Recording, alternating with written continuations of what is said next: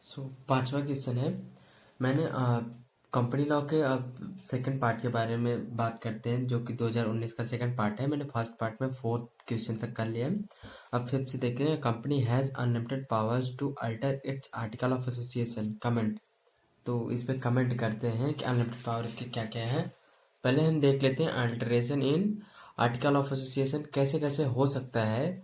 फिर power, according to Company Act 2013, company has a power to change its article of association। मतलब companies act 2013 के according company को ये power होती है कि वो अपने आर्टिकल ऑफ एसोसिएशन में चेंज कर सकती है, but it has a provision to check.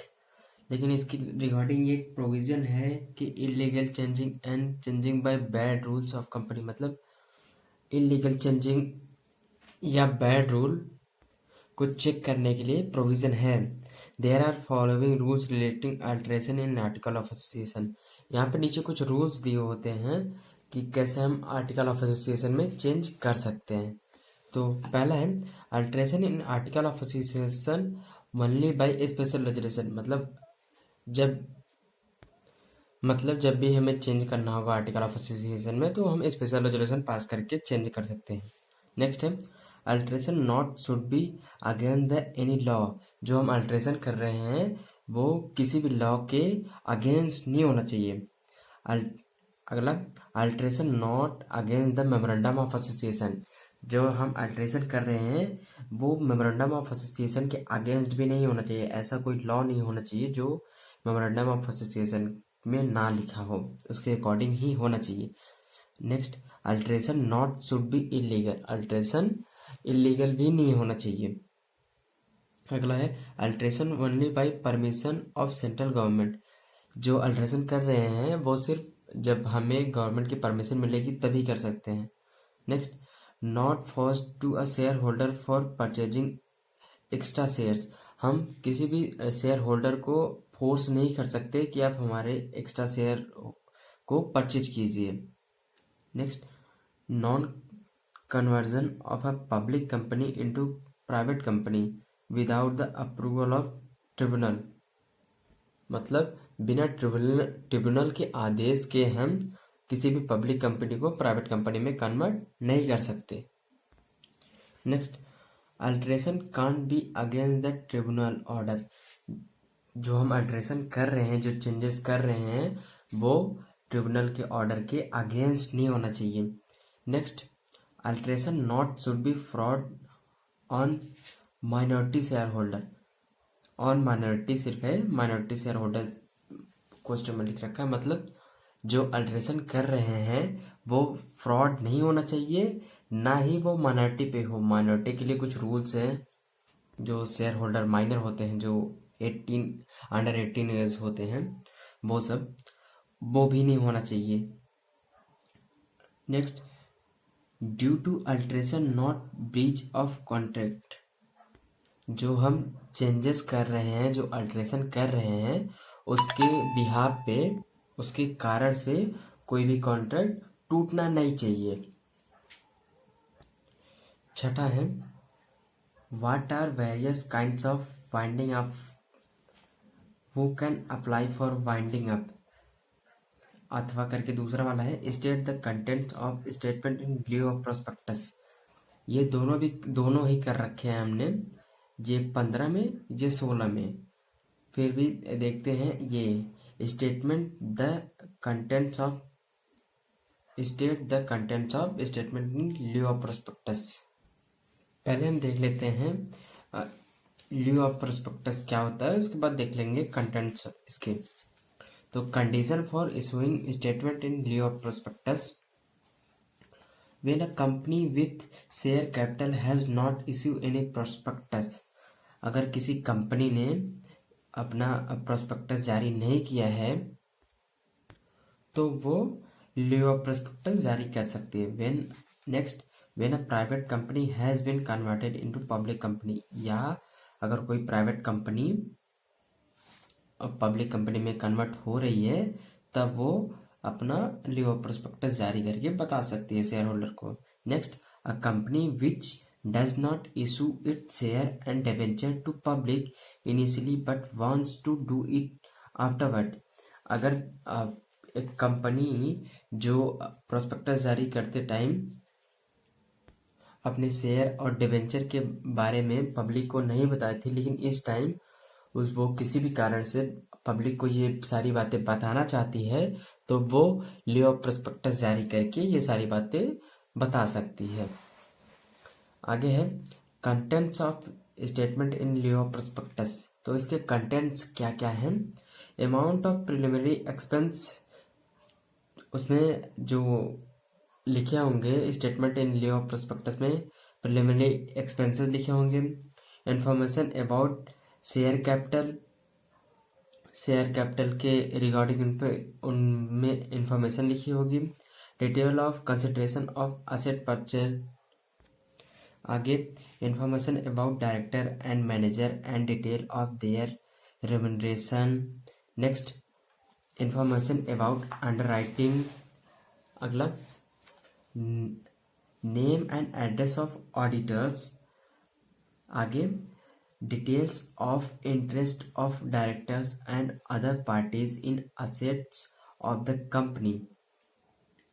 आगे amount and date of redeemable preference share. Next 9th वाला details of important contract, their nature and dates. और लास्ट वाला time and place where final accounts of the company can be inspected. ये जितनी भी बातें ऊपर लिखी हैं ये सब लियो ऑफ प्रोस्पेक्टस के कंटेंट्स में आती है। तो ये 6 तक हो गया। अगला आप सेक्शन सी करेंगे long answer type question. Attempt any 2 question, give answer of each question in about 500 words. तो 500 वर्ड में इनमें से जो 5 दिए हैं इनमें से कोई भी 2 करने हैं। तो 5 दिए इसमें से what do you understand by memorandum of association, what are its contents, ये भी पढ़ रखा है। What are promoters, what are their liabilities, ये भी पढ़े हैं। पीछे करवा रखा है अनसॉल्व में how is a company form, ये भी। और ये legal provisions with the issue of prospectus, ये भी कर रखा है। And various kinds of meeting सब कर रखे हैं। जो अब इंपॉर्टेंट होगा वो करेंगे। इसमें इंपॉर्टेंट ये है मेमोरेंडम ऑफ एसोसिएशन वाला। तो पहले ये करते हैं 7वां वाला, what do you understand by memorandum of association and it's contents. सबसे पहले देखते हैं मेमोरेंडम ऑफ एसोसिएशन होता क्या है, उसके बाद उसके कंटेंट्स देखते हैं। डेफिनेशन सेक्शन 2 सबसेक्शन 56 के अंदर the step of formation of company is preparation of memorandum of association. It is a very important document of a company according to companies act 2030 under section 2 subsection 56। Memorandum of association is charter of a company which is prepared by present company act or any previous company act। मतलब जो ये memorandum of association है ये काफ़ी ज़्यादा important document होता है जब कंपनी का फॉर्मेशन हो रहा होता है पब्लिक कंपनी का। तो उसके लिए ये नेसेसरी होता है कि वो इस मेमोरेंडम ऑफ एसोसिएशन को उसका लिए मैंडेटरी होता है कि इसको ये प्रिपेयर करे, इसको ये बनाए। ये चार्टर होते हैं। चार्टर वो होता है जिसने अपने आप को किसी भी कंपनी एक्ट किसी भी एक्ट के अंदर अपने आप को रजिस्टर करवा रखा हो। तो ये होता है मतलब मेमोरेंडम ऑफ एसोसिएशन में कंपनी की लायबिलिटीज क्या है, ऑब्जेक्टिव्स क्या है, ये सब इंपॉर्टेंट बातें लिखी होती है। अब इसके कंटेंट्स देख लेते हैं। कंटेंट्स या clause of memorandum of association. तो कंटेंट्स क्या है, पहले नेम क्लॉज होता है। तो सिमिलर नेम नहीं होना चाहिए किसी भी कंपनी का। जब हम नेम रख रहे हैं कंपनी का तो किसी भी कंपनी का सिमिलर नेम नहीं होना चाहिए।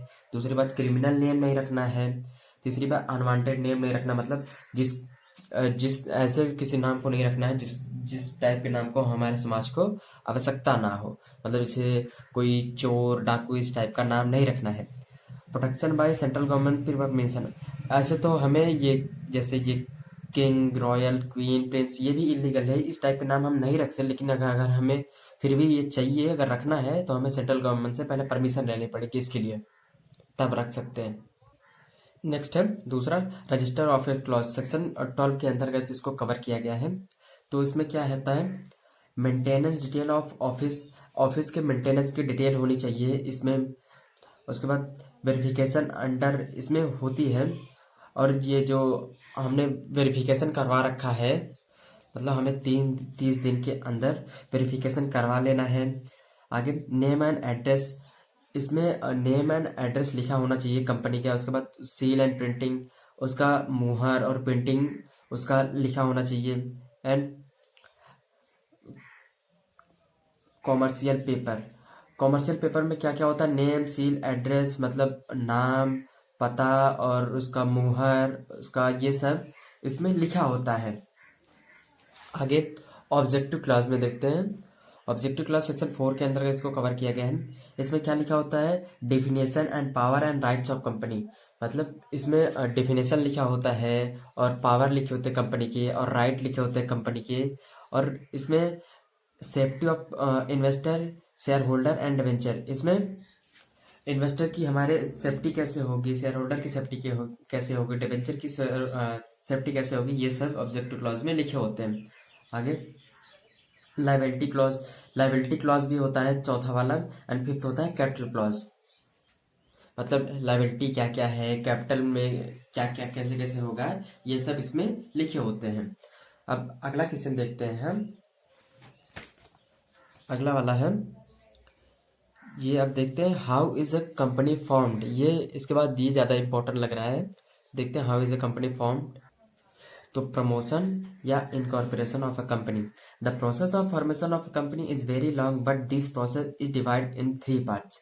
ये जो कंपनी का फॉर्मेशन है ये काफ़ी लेंदी, काफ़ी बड़ा प्रोसेस होता है, लेकिन इसको 3 पार्ट में डिवाइड किया गया है। फॉर्मेशन ऑफ कंपनी, पहला पार्ट कौन है, प्रमोशन ऑफ कंपनी, दूसरा इनकॉर्पोरेशन या रजिस्ट्रेशन ऑफ कंपनी, तीसरा कमेंसमेंट ऑफ बिजनेस। तो प्रमोशन ऑफ कंपनी को क्या बोलते हैं, जैसे promotion is a first step of a business formation, it origins the idea of a company in mind of a person, it is depend on business of company after the investigation of ideas, the collection of material for the company formation is called promotion of company. मतलब कोई भी व्यक्ति किसी business के बारे में पहले उसके दिमाग में आइडिया आता है, फिर उसके बाद वो उसके ऊपर डिटेल्ड इन्वेस्टिगेशन करता है। उसके बाद जो बिजनेस उसने सोच रखा है उसके रिगार्डिंग उसके जो जो मटेरियल चाहिए होता है उसका वो कलेक्शन करता है। ये सब स्टेप जो होता है ये पूरे को हम प्रमोशन बोलते हैं। और ये कौन करता है, हमारा प्रमोटर करता है। यहाँ पे लिख रखा है स्टेप्स ऑफ प्रमोशन, जैसे ओरिजिन ऑफ एन आइडिया, पहले दिमाग में आइडिया, उसके बाद उस पर डिटेल इन्वेस्टिगेशन की, उसके बाद जो उस पर मटेरियल लगेंगे उसका कलेक्शन किए, ये सब प्रमोशन में आता है। ये सारे स्टेप प्रमोशन में कवर किए जाते हैं और ये कौन करता है, प्रमोटर करता है। आगे देखते हैं इनकॉर्पोरेशन ऑफ कंपनी, सेक्शन 7 के अंतर्गत इसको कवर किया गया है। प्रोविजन क्या क्या है, फिलिंग अ डॉक्यूमेंट, जब हम इनकॉर्पोरेशन करवा रहे हैं कंपनी का तो सबसे पहले हमें डॉक्यूमेंट फिल करना पड़ेगा। डॉक्यूमेंट में क्या क्या होना चाहिए, signature with subscriber on memorandum of association, article of association. जब हम अपनी कंपनी का फॉर्मेशन कर रहे हैं उस टाइम पे जो हमारे memorandum of association and article of association के जो सब्सक्राइबर होंगे उनके सिग्नेचर होने चाहिए इस डॉक्यूमेंट पे। Declaration by the advocate affidavit, किसी एडवोकेट ने, किसी वकील ने हमारे इस डॉक्यूमेंट के साथ एक एफिडेविट, एक हलफनामा लगा रखा हो कि जिसमें लिखा हो कि ये जो कंपनी स्टार्ट हो रही है इसने सारे लीगल प्रोविजंस फुलफिल किए हैं। नेक्स्ट है declaration by the subscriber to memorandum, जो सब्सक्राइबर हैं उन्होंने डिक्लेयर किया हो कि मेमोरेंडम में लिखी बातें सही है। Next address of the company, office address, उस पर इस डॉक्यूमेंट में ऑफिस का एड्रेस और जो हेडक्वार्टर है जहाँ से कंपनी हमारी स्टार्ट हुई है उसका एड्रेस लिखा होना चाहिए। एंड आगे है name and address of first director, जो हमारे कंपनी के फर्स्ट डायरेक्टर बने हैं उनका नेम, एड्रेस, उनकी डिटेल लिखी होनी चाहिए इसमें। और पार्टिकुलर्स ऑफ इंटरेस्ट, मतलब जो हमारे कंपनी में कितने डिवेंचर होल्डर हैं, कितने शेयर होल्डर हैं, कितने डायरेक्टर हैं, कितने सब्सक्राइबर हैं, ये सब लिखा होना चाहिए, कितना कितना पार्ट है कंपनी में सबका। इसके बाद अगला स्टेप होता है issue of certificate of incorporation. ये सब होने के बाद अगर if on the above condition registrar can be satisfied then he can issue of certificate of incorporation या रजिस्ट्रेशन। मतलब ये सब ऊपर के जो डॉक्यूमेंट आपने प्रोवाइड कराए हैं, अगर ये सब डॉक्यूमेंट सही है तो अगर रजिस्ट्रार संतुष्ट होते हैं इससे तो वो आपके लिए इनकॉर्पोरेशन सर्टिफिकेट जारी कर सकते हैं। इसके बाद अगला स्टेप होता है issue of corporate identification number, CIN number जारी होता है। इसके बाद जो सेक्शन 200 के अंतर्गत इसको कवर किया जाता है। उसके सेफ्टी ऑफ डॉक्यूमेंट, ये जो कंपनी की ये प्रायोरिटी होती है, जो ये डॉक्यूमेंट ओरिजिनल डॉक्यूमेंट प्रोवाइड करा है रजिस्ट्रार को, तो ये कंपनी की प्रायोरिटी होती है कि इस डॉक्यूमेंट को संभाल के रखे। कब तक? जब तक कंपनी का वाइंडिंग अपना हो जाए तब तक ये डॉक्यूमेंट संभाल के रखे होने चाहिए। अगला है penalty for giving wrong statement under section 447। तो अगर आपने जो ऊपर जो इंफॉर्मेशन प्रोवाइड करा रखे हैं रजिस्ट्रार को, अगर वो गलत निकली तो आपको अंडर सेक्शन 447, ये काफी ज्यादा इंपॉर्टेंट सेक्शन है, इसके अंतर्गत आपको फाइन या इम्प्रिजमेंट या जेल हो सकती है।